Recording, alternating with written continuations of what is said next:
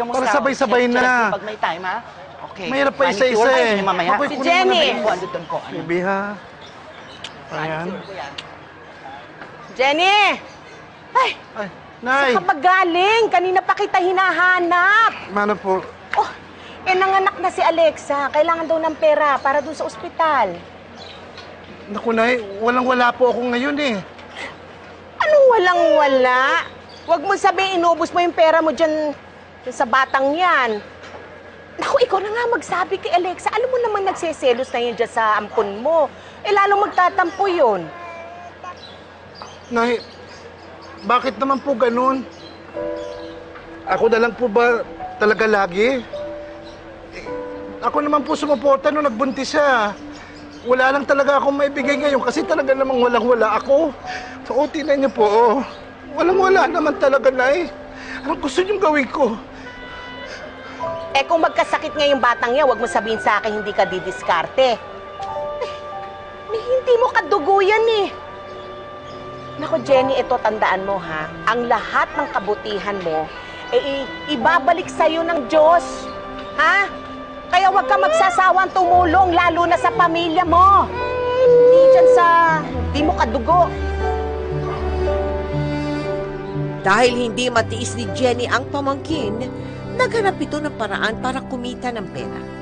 At ang pinakamabilis na paraan na magagawa niya noon ay ang magbenta ulit ng isang bahagi ng katawan niya. Jen, alam mo, sa tuwing pupuntahan kita dito, parati kami binibenta. Dati bato, ngayon dugo. Anong susunod? Ano pa ba pwede? Mata mo, baka gusto mong ibenta, oo.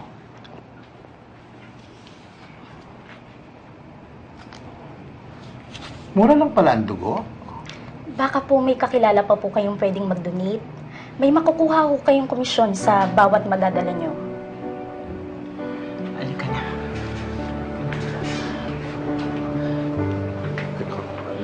Oo, nahihilo ka siyempre. Yan. Oo, yan. Nakapag-recruit si Jenny ng iba pang mga donor ng dugo at kumita siya ng sapat na pera para makatulong kay Alexa. Pero ilang buwan lang ang nakalipas. May panibagong pagsubok na namang haharapin si Jenny. Uy, himala ah. Hindi ka umiyak kagabi. Baby. Brian? Brian? Ang taas ang lagnat mo.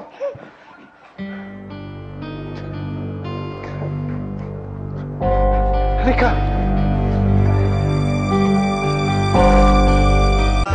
Jen, dito ko na muna pinapunta si Bebet, ha? Oo naman.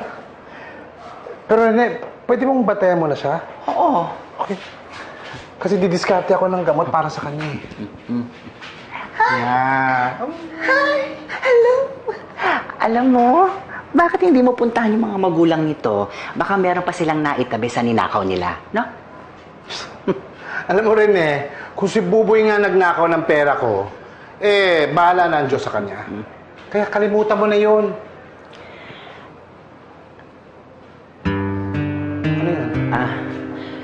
Wala. Wag na. Ay, hindi. Sabihin mo na kasi hindi ako makakaalis hanggang di mo sinasabi. Hindi kasi kanina, nakita ko sa daan yung nanay mo. Nag-aaway sila nung asawa niya. Hindi ba nagsasabi sa'yo ang nanay mo? Siguro nahihiya. Oo, nahihiya kasi alam niya marami kang iniisip. Kakamustahin ko na lang siya mamaya. Pero kailangan ko muna dumiskarte ng pera pambili ng gamot ni Brian. Ikaw, bahala muna dyan, ha? Agad ding magtatalo ang mag-ina ng dahil kay Brian.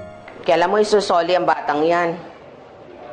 Nay, hanggat pinapaalagaan sa akin tinibuboy, akin si Brian. Imbis na manahimik ka, na nag-iisa ka, naghahanap ka ng problema. O kita mo, muntik ka nang mamatay dyan, kakaalaga sa batang yan. Nay, walang kasalanan si Brian. Yung asawa mo ang dahilan kung bakit ako dinugo. Naku. Alam ko namang alam mo ang ibig kong sabihin. Pwede ba? Ha? Huwag mo nang pahirapan ng sarili mo. Manong isoli mo na yung batang yan sa magulang niya. Hindi ko magagawa yun, Nay. Isosoli mo yan o aalis kami? Nay, alam mo naman na hindi ako magkakaroon ng sarili kong anak. Alam mo yun, di ba? Kaya nga masaya na ako na nag-aalaga ako ng anak ng iba. Okay na sa akin yun. Bakit ba pinagkakait mo sa akin yun? Jenny, ayoko lang na mahirapan ka. Kung ako nga, hindi ko nga sinasabi sa yung problema ko kasi ayoko mag-alala ka. Pagkatapos yung batang yan, dadagdagan problema mo. Aba, hindi tama yun. Sanay naman ako sa problema na Hindi naman ako nagpapabaya. Tanggap ko na responsibilidad kong tumulong sa pamilya. Si Alexa, tinutulungan ko naman pati yung anak niya. O ano ba naman magdagdag ako ng alagain ko na nagbibigay saya naman sa akin? Iiwang ka niyan. Hindi mo yan anak. Maiintindihan ko yan, Nay. Sanay naman akong iwan ng pamilya Wala nang sasakit pa na iwan ka ng sarili mong ina.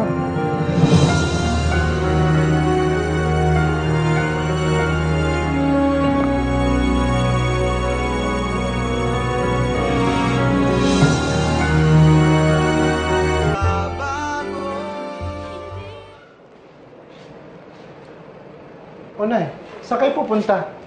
Nintay ka lang namin na dumating at walang mag-aalaga dyan sa bata. Babalik na ako kay Ber. Oh, bakit?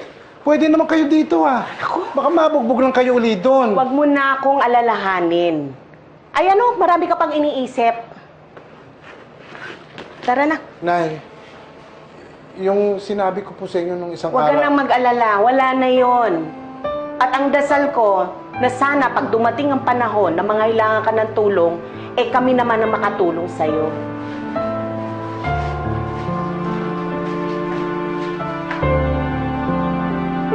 Lumipas ang ilang taon, nakapiling ni Jenny si Brian. Naibenta na niya lahat ng kanyang mga ngipin sa itaas para sa patuloy na pagsuporta sa pamilya. Sa kabila ng lahat ng hirap at sakripisyo na pinagdaanan, nagsimula ulit mangarap si Jenny para sa bata. Kinilala siya nito bilang Tito Jenny. Pero alam ng bata na ang tunay niyang magulang ay sina Buboy at Shirley. Tito Jenny! Brian! Oh, sino yung mga kasama mo? Mga bago ko pong kalaro. Anong pangalan niyo? Laro na tayo? Ayoko maglaro, kayo na lang. Halika nga. O bakit naman biglang ayaw mo na maglaro? Nagagalit na ako sa kanila. Bakit naman? Talaga namang bungal ako Bakit naman po kasi nawala yung mga ngipin niyo, Tito Jenny? Ay, kasi alam mo, ang hilig ko sa matamis tuwing gabi. Tapos ayaw na ayaw kong mag-toothbrush. Ayan, isang araw, nagtampo ang mga ngipin ko, naglaglagan. Magtututbrush na po ako. Pagtapos kumain, ayoko maging bungal. Ayan, dahil dyan ako, may maganda ako sorpresa sa'yo. Halika, sama mo ako.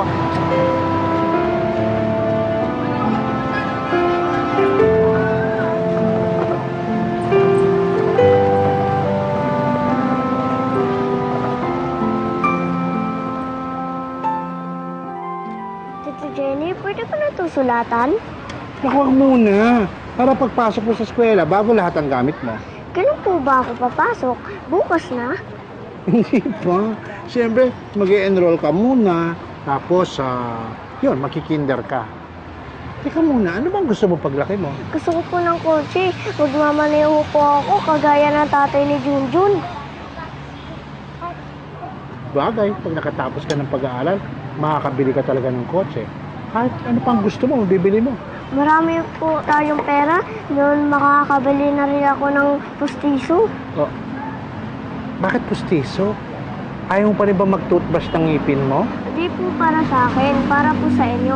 Kasi nakita ko po yung lola ni Gigi. May ganun Kaya lahat ng nguya niya, kailangan niya rin po ng pustiso. Thank you, anak, ha? Thank you.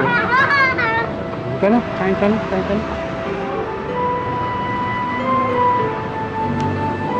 Kain ng kain para lumaki. Tapos mo ito. Uy, Tito! Minibayad ko. Tito, kamusta po? Uy, Alexa! Pakiamano ka kay Lolo. Ano mo na? Yan, tara. Yeah! Ako, laki-laki na ng anak mo. Ang cute-cute.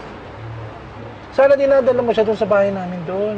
Para makapaglaro sila ni Brian. Ba? Oo. Kinder na ba to? Sayang naman. Kasi si Brian, pag kinder niya, papasok ko dyan, no, sa public school. Sana, Tito. Si Pacquiao na lang inalagaan. Yan na naman tayo. Lexa, bakit hindi kayo magpaaral sa kanya? Bakit sa akin kayo aasa? Nagsisikap naman kami, Tito, eh. Pero wala kaming mahanap na trabaho. Si Jeff hanggang ngayon, tambay pa rin. Natatakot naman ako na magbenta siya ng kidney. Baka naman mamatay yun, kasalanan ko pa na walang pa ng tatay ito. Ako okay lang magbenta, pero siya hindi.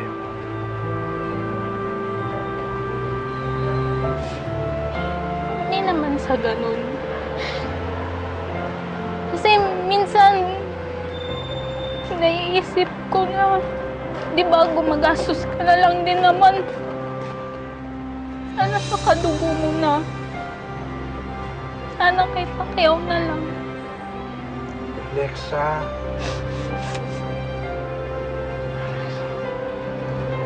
Okay lang yun, Tito. Naiintindihan. Eh, napalapit ka na dun sa bata eh.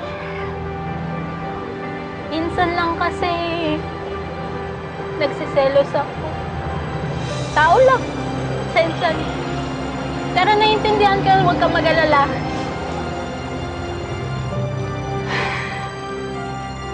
Sige po, una na po kami. Mano ka muna kay Lolo.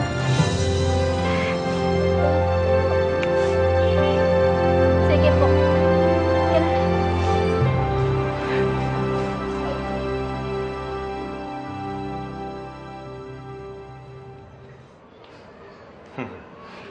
tinan mo siya, oh. Nagmamadali. Excited talaga pumasok, eh. Jenny, gusto ko lang magpasalamat sa lahat ng tulong mo sa pamilya namin. Maswerte itong si Brian. Nakahanap siyang pangalawang ama sa'yo. At ina na din, kung iisipin.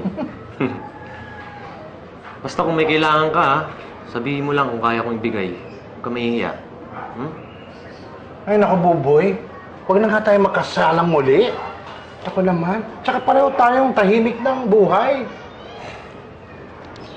Pero, simple rin din ang pangarap ko at ang kaligayahan ko. Isang kiss lang, masaya na ako. Totoo? Yun lang! Oh, hindi. Yakang-yaka naman yun. Uy, joke! Thank you! Ang baboy kayo! Bata ko!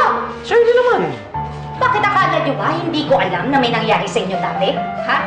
Pero sa pagkakataong ito, kung ako lulukohin ninyo, hindi na ako papayag! Ginagamit nyo Ano naman, para sa Shirley? kanila. Ano ka ba naman? Ano? Yung bunganga mo! Wala kaming ginagawang masama!